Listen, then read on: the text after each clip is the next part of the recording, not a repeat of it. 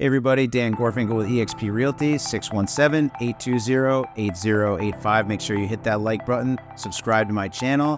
And this week I wanted to talk to you guys a little bit about understanding the home buying process and kind of as a step-by-step guide on doing this. The best thing you can do is really know the format of basically the timelines. The timelines are ultra critical. So when it comes to buying a property, the first thing you look at is the discovery phase. So the discovery phase can last anywhere from a few days to a few weeks to a few months. I've got people who have taken a few years, believe it or not, to decide on the property they want to buy. So that discovery phase is such that you're looking at various neighborhoods, you're looking at various towns, I'm pulling the data, I'm giving you the best advice I possibly can. But when it comes down to submitting an offer, that typically constitutes day one. So day one is the day you submit that offer, the day hopefully the seller accepts your offer, and then between day one and day 5 to day 7 typically, that's when you're running a home inspection.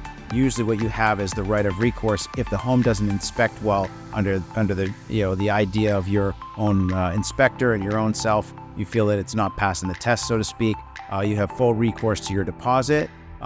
If things are moving forward and things are looking good, then by day 14 typically is when you sign the purchase and sale agreement. Sometimes you tighten that time frame if there's a lot of competition, but ideally you've signed that purchase and sale by day 14.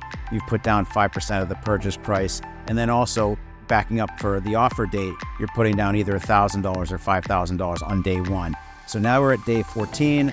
By day 30, you have a mortgage contingency met, which is your mortgage commitment letter. So that's when you clear that.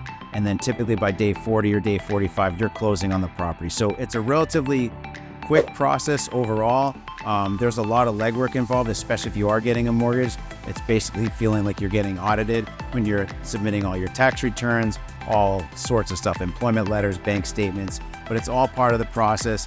Process again from day one to the closing time frame is usually around 40 to 50 days maximum. Again, it depends on when the seller's willing to move out, but all those things are part of the negotiation. So that's kind of just the offer process for anybody who's looking to buy a property, but happy to discuss in greater detail. Dan Gorfinkle with eXp Realty, 617-820-8085.